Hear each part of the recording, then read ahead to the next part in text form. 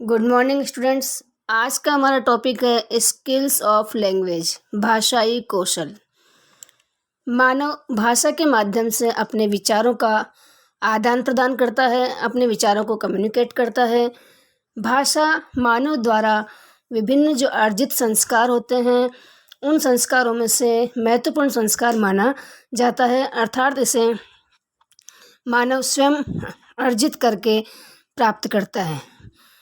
भाषा के अंदर जो मानव है वो दो प्रकार से इनको उपयोग में लेता है।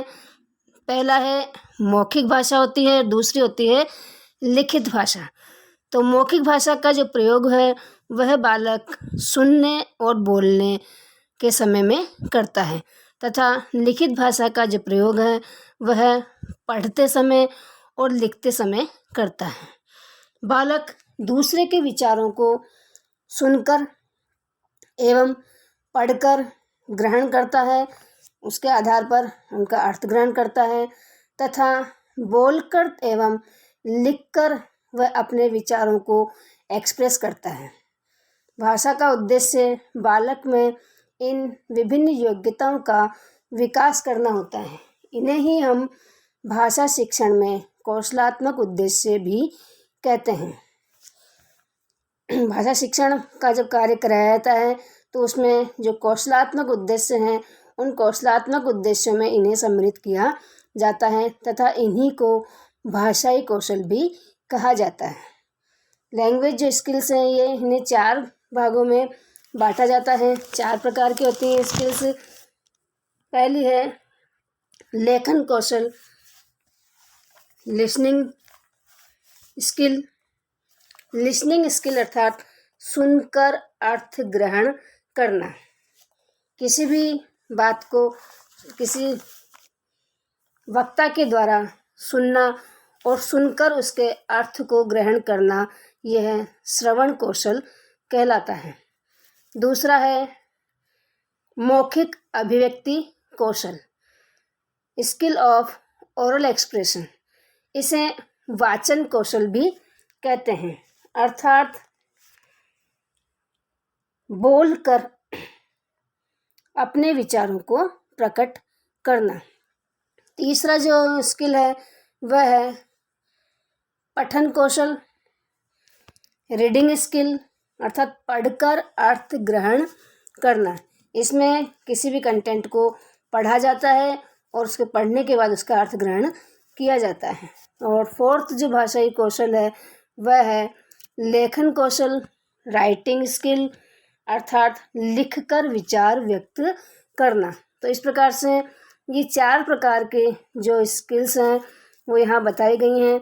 ये जो स्किल्स हैं इन्हें LSWR की संज्ञा दी जाती हैं। L listening, S speaking, W writing और R रीडिंग। ये चारों कौशल एक दूसरे से सहसंबंधित हैं, एक दूसरे से जुड़े हुए होते हैं। इनका एक विशेष क्रम बताया गया है, जिसमें सबसे पहले बालक सुनता है, उसके बाद बोलता है, फिर पढ़ता है और उसके बाद लिखता है। यदि हम किसी बालक का भाषा विकास अगर हम देखते हैं तो उसके सीखने का क्रम यही होता है।